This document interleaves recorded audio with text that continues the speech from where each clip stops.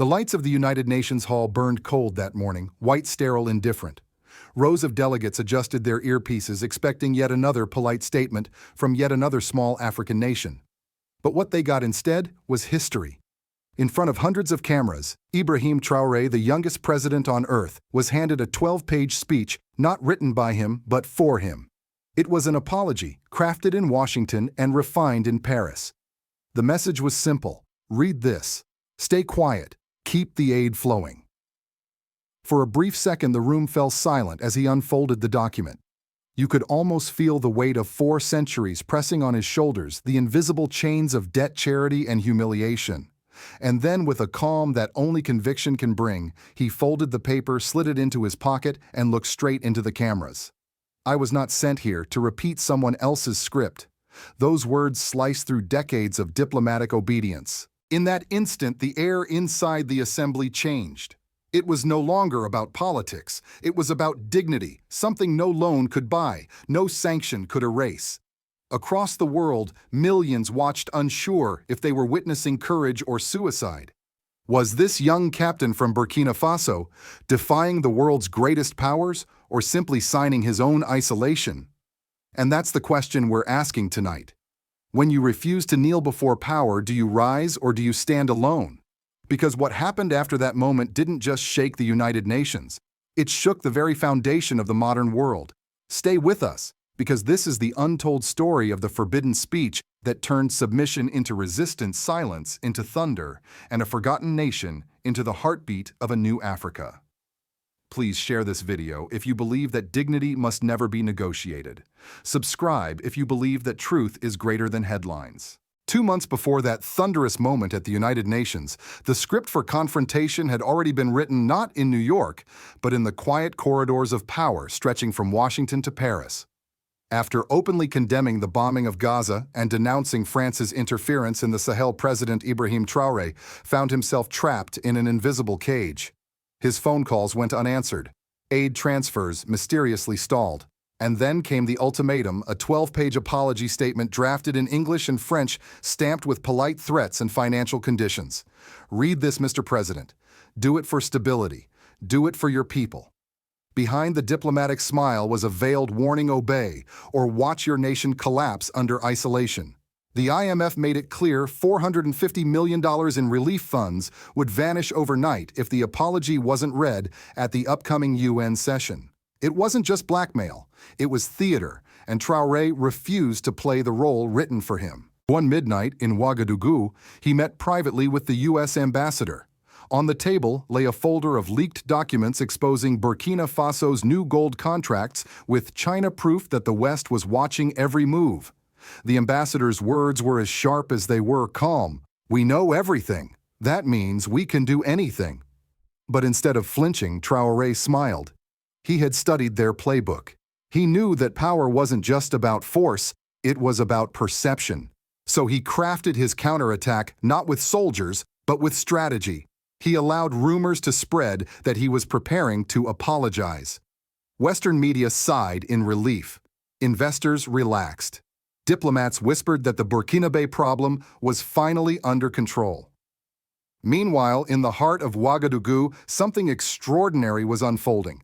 Under the orange glow of streetlights, tens of thousands of citizens filled Revolution Square. Farmers, teachers, veterans, students holding torches, flags, and handwritten signs that read, "We will not apologize. Our dignity is not for sale." It wasn't just a protest. It was a rehearsal for history. They waited through the night not for an apology, but for proof that their leader would not kneel. Then came October 1st, 2025. The United Nations chamber buzzed with anticipation. Delegates from across the globe adjusted their pens and translators' microphones. The world expected a show of submission. But when Ibrahim Traoré walked in, there was no paper in his hands, no teleprompter in sight, only a quiet determination. He stood still for a long moment, eyes locked on the crowd before asking the question that would echo through history. "Before you ask me to apologize, have you ever apologized to Africa?" The translators froze. The room fell silent. You could almost hear history taking a breath. For the next 3 hours, without notes, without a script, Traoré dismantled the moral scaffolding of post-colonial diplomacy. He spoke of stolen gold of aid disguised as chains of wars fought in the name of peace. He reminded the assembly that freedom means nothing if priced in foreign currency. Each sentence struck like a verdict, calm, factual, irrefutable. By the end, the 12 pages of submission had been replaced by 3 hours of liberation. Back home, 50,000 people in Revolution Square erupted as the live stream ended. Old men wept. Children waved flags. The crowd chanted one phrase that would soon travel the continent: "No apology, Africa." That night, for the first time in modern history, an African leader had turned a forced apology into a declaration of independence. And though the diplomats in New York shuffled uneasily in their seats, millions of Africans felt something they hadn't felt in decades: the quiet thrill of standing tall. When the cameras stopped rolling inside the United Nations Hall, the shockwaves had only just begun. For a few seconds after Ibrahim Traoré's final words, no one moved, not a diplomat, not a journalist, not even the interpreters in their glass booths. It was as if time itself refused to resume. But history doesn't wait for permission. It moves, and that night, it moved through every capital in Africa. By midnight 43, African ambassadors gathered in a discreet conference room 3 floors below the main UN assembly. The air was thick with adrenaline, disbelief, and something far greater pride. They drafted what would later be known as the New York Declaration, a 12-point manifesto declaring that no nation shall receive aid tied to obedience. It was short, direct, and revolutionary. For the first time since independence, African diplomats had spoken in one voice, not for charity, but for sovereignty. News of the declaration broke before dawn. Across the continent, phones buzzed, radios played, and television anchors struggled to describe what was happening. From Accra to Nairobi, students poured into the streets chanting, "No apology, Africa." The phrase that began as a whisper in Ouagadougou had become a continental cry. In Kenya, a young poet stood before the gates of the University of Nairobi and performed a spoken-word piece that spread like wildfire online. "We are not sorry for being black. We are not sorry for being free." Within 48 hours, the video had been viewed millions of times. In Ghana, musicians recorded a track called "No Apology," blending Afrobeat with defiant lyrics that topped regional charts in a week. In Senegal, women's cooperatives held candlelight vigils, calling Traoré the voice we were waiting for. But while the streets of Africa celebrated, the boardrooms of the West grew anxious. In Brussels, the European Union suspended $27 million in development aid to Burkina Faso. The IMF delayed its debt review, citing macroeconomic concerns. French media ran nightly programs branding Traoré a radical populist and warning of instability. One headline read, "The young captain who could bring down the franc zone." Yet instead of panic, Burkina Faso experienced something else: solidarity. Local investors began converting their savings into state bonds. Small gold miners redirected sales from foreign corporations to domestic buyers. Signs appeared in shop windows across Ouagadougou reading "Funded without France." Economically, it was risky. Symbolically, it was liberation. Meanwhile, in the shadows of global diplomacy, new alliances stirred. Russia offered satellite training and communication systems. China proposed to build energy infrastructure through its Belt and Road framework. Iran pledged $150 million in agricultural aid. Within days, 3 of the world's major powers had shifted their attention to a landlocked nation once dismissed as insignificant.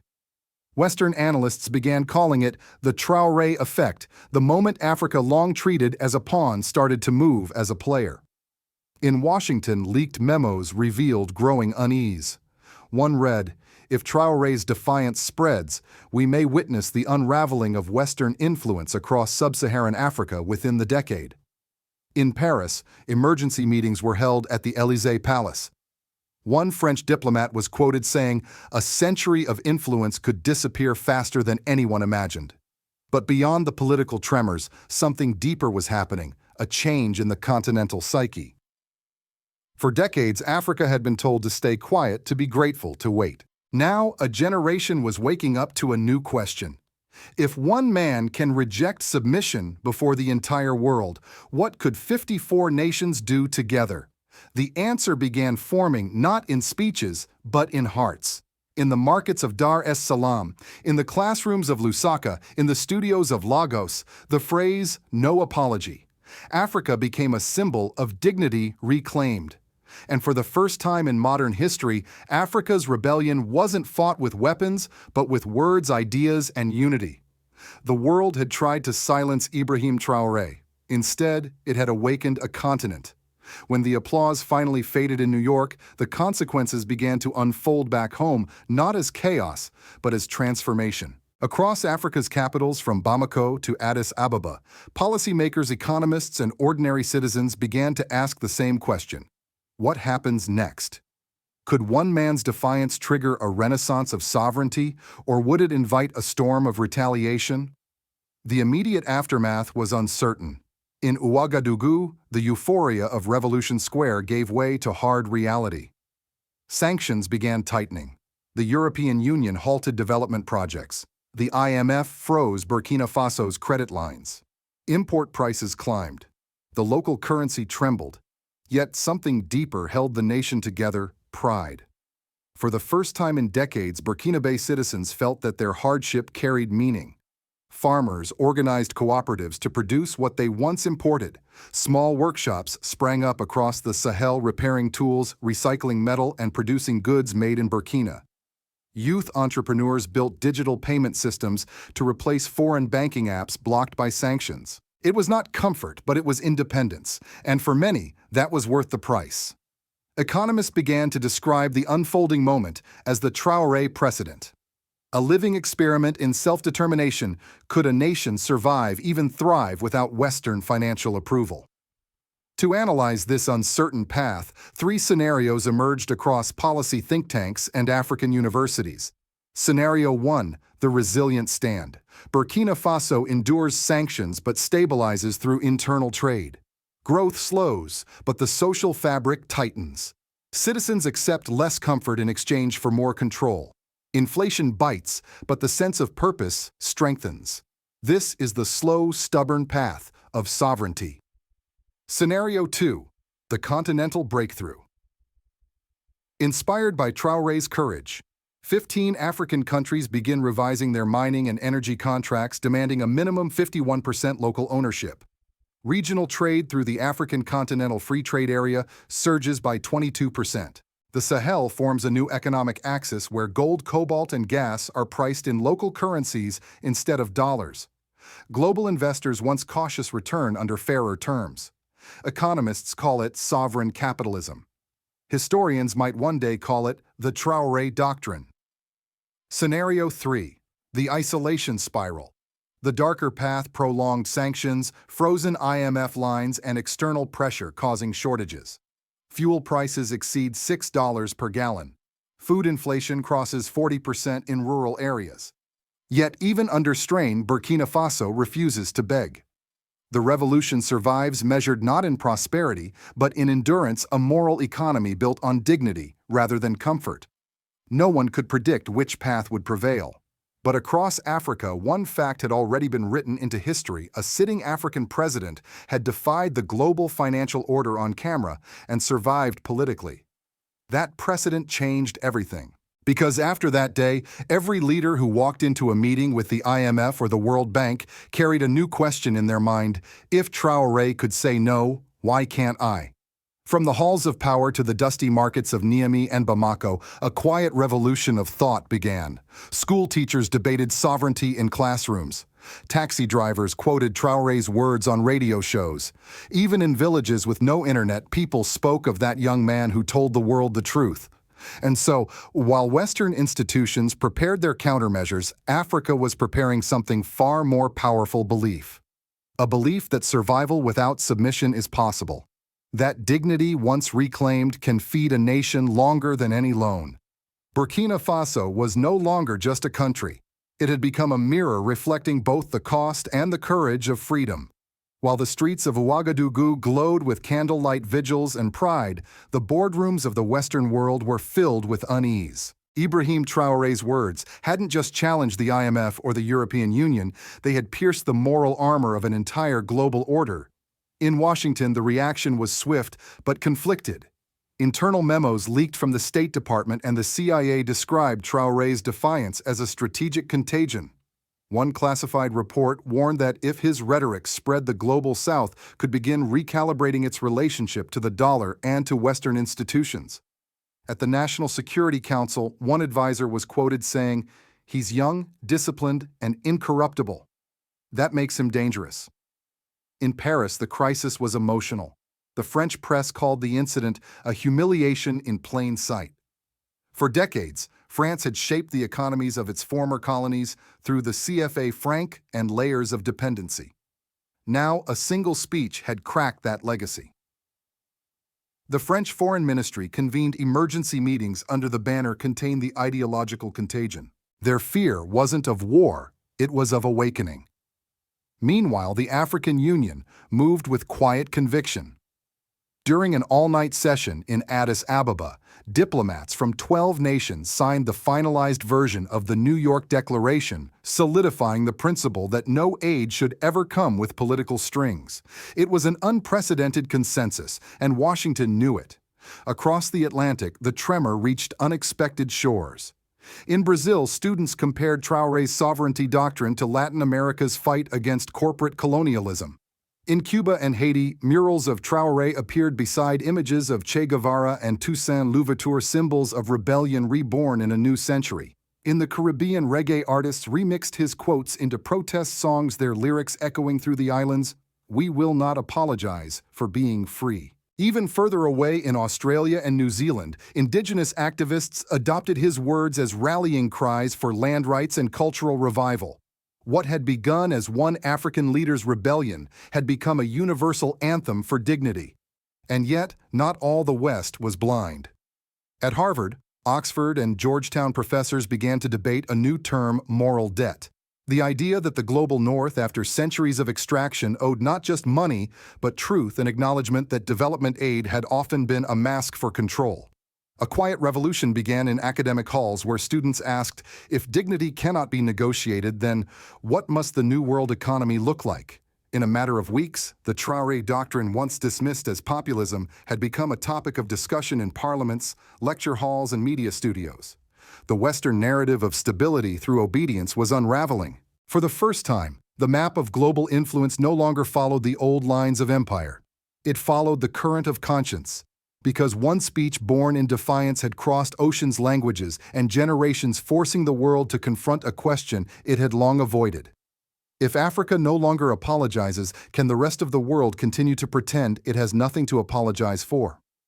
When the lights of the United Nations Hall finally dimmed and the headlines began to fade, Ibrahim Traoré returned to Ouagadougou, to a nation both exhausted and reborn.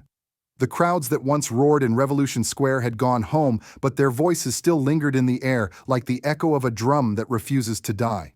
In the final scene of this story, the camera finds him standing in a small government hall. The noise of politics fades.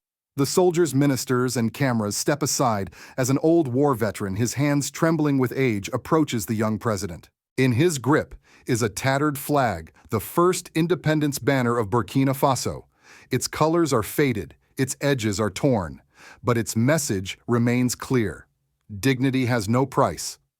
For a moment, Traoré says nothing. He simply takes the flag, presses it to his heart, and looks toward the horizon. No applause, no slogans, just silence, the kind that speaks louder than words. That silence is not just Burkina Faso's. It belongs to every nation that has ever been told to stay quiet in the face of power, to every citizen who has traded integrity for comfort, to every leader who once believed that freedom could be borrowed through debt. Because what Ibrahim Traoré reminded the world is this: freedom is not a gift, it is a responsibility. It must be practiced, defended, and passed forward. It cannot be sponsored, and it cannot be sold. Across Africa, people are beginning to understand that truth. From Nairobi to Bamako, from Cape Town to Cairo, the words, "No apology." Africa have outgrown the man who spoke them. They have become a state of mind, a moral currency in a world drowning in compromise. But now, a larger question stands before all of us. If Africa can stand without apology, can the rest of the world stand without hypocrisy? For viewers watching tonight, especially those who have seen decades of wars, speeches, and broken promises, this story is not just about one man or one nation. It is a mirror. It asks each of us, what is the one thing in your life or in your country that must never be apologized for? Because in a world where everything seems negotiable, justice, peace, even truth, there must remain one final currency, that no one can devalue human dignity. So if this story moved you, please share it because history is written by those who refuse to bow. And subscribe if you believe that the truth is more powerful than the headlines.